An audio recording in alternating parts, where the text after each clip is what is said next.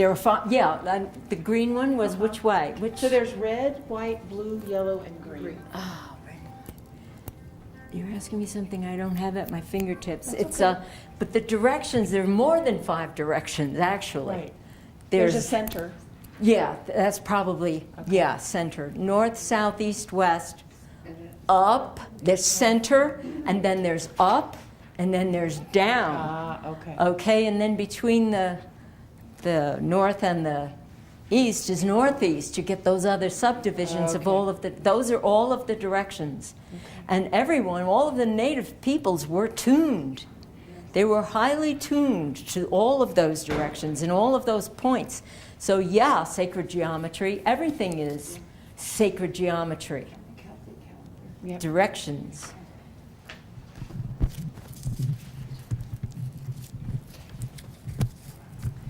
Did the early people, when you're talking about those directions, did they get into like, there's north, northeast, northeast, east, northeast? Yes. Did they get into all of those and even finer points than that? Yes. Yes, I can tell you that the Peruvians did. Yeah. I've been studying with a Peruvian shaman, and we go into all of those directions. And he taught us so many things about those directions.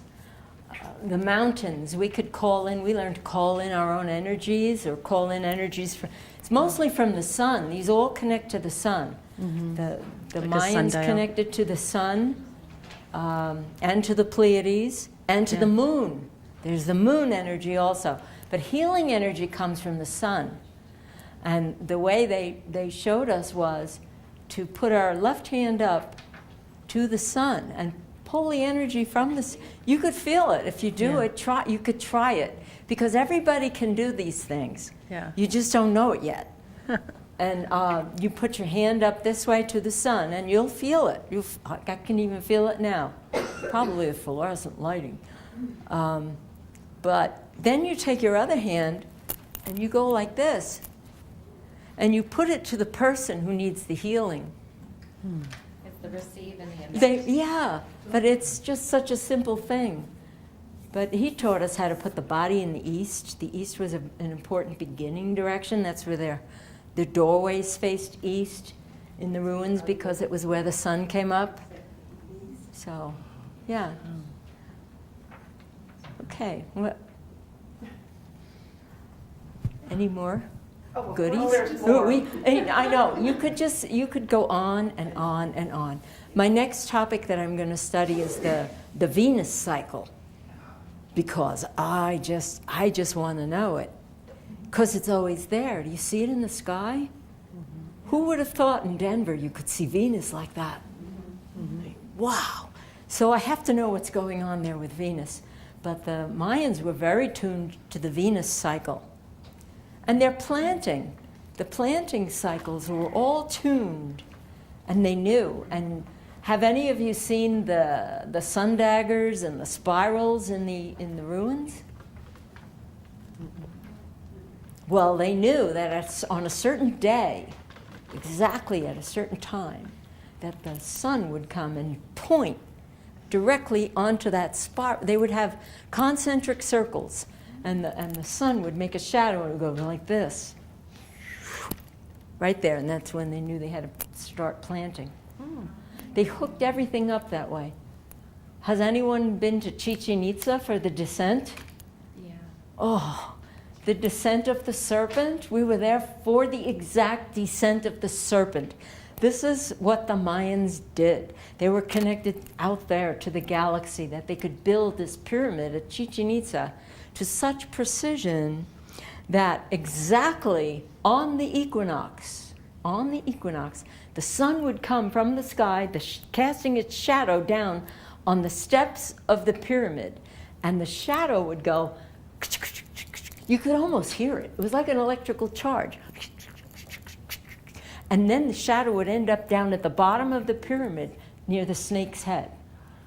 And it happened. So there I am, I'm from the world where you're not supposed to say things like this or they'll think you're crazy. So I didn't know. the locals were all there. They were having picnics in the plaza, and they were all on their blankets, and the announcer kept announcing, "It's coming, it's coming," and the people stood up. There must have been 2,000 in the plaza that day, and they all stood up. So I stood up, right? You do what you're supposed to do. You don't ask questions. So everyone went like this when the moment happened. And I swear to you, it was as strong as being in an electrical socket. Wow.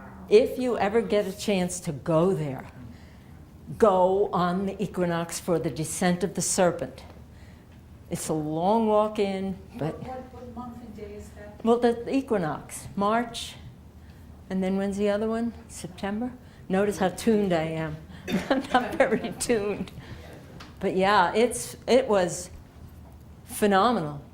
And you want to talk about feeling energies. All the Mayans could feel and work with energy. When I was there at Chichen Itza, I met a Mayan girl. She was from Quintana Roo, and she didn't speak any English.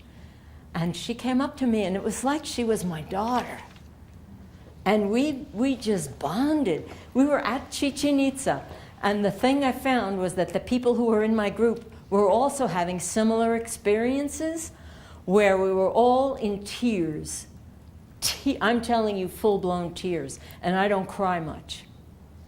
And we were all crying because the energy of it was, I guess I would call it like a love energy that was there, that you bonded with the people. All the people in my group had a similar experience there.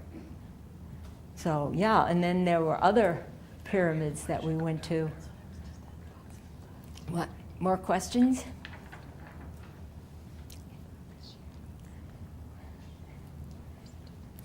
Just a comment. Comment. So, nothing is coincidence. No. So last Sunday, I can't really explain what it is, but there's a lady in my church, Aurelia, for the people who know her, she's been around a long time. It's where we sat, and again, we saw this sacred geometry, and it was important to just watch it. And then I don't know if it was from the Palladians or whatever, but you couldn't understand the language. Oh, wow. But it's to raise your vibration and your consciousness just by watching this and hearing this language that in this dimension we don't understand. Yeah. But they do it once a month. Aurelia, she's off of Arapahoe Road, really close to here. Because I go to a church called Spiritual Science Church off of Dahlia in Hamden. But Aurelia's been there for a long time, and she hosts it in her home. I've got the address in my cell phone if somebody wants it. I think it's on July 5th, the next one. But I find it very interesting that I'm at two events. Didn't even know that this was going to be like that. We're watching. So I guess my consciousness is supposed to keep rising. Yeah. It's just an observation. And you know that geometry you're talking about, you know, you go to school and learn geometry and you're making all of these figures. Do you know that in reality they don't exist? There's no such thing as a point or a line. It's just an approximation of it. And that the real pure sacred geometry is from the other realm. Well, this is supposed to be the time that all the sacred geometry is going to be now getting downloaded. So it's coming like in fast streams now. Yeah. This is not a coincidence. Yeah. Download. The time is right. Download that energy. Yeah. Yeah. Art? Yeah. One of the things to be mindful of is that we don't, Americans like the custom of adopting a certain glyph and said, this is me. But remember that we are all in that singularity. The Maya wanted to understand that these are all facets of ourselves. We're the diamond with a particular facet that might be larger than the others, but the others are still there. And so, you know, our inclination is to want to separate and say, well, I'm this. And it's no, you're, okay, you have a predilection for that, but really you're all of that. And Exactly. so, you know, in that Yes. wholeness understand. I noticed that about people. They wanted to know their glyph because they wanted to attach to it. Right, and to live into it. Yeah. And you're into so much Yeah. more. Yes. It's so limiting. Yes. You really are all of them, and we're all. The Mayans say in la catch. Is it in la catch? I am you, and you are me. And they have a handshake that intertwines them like this. It's like, how do we?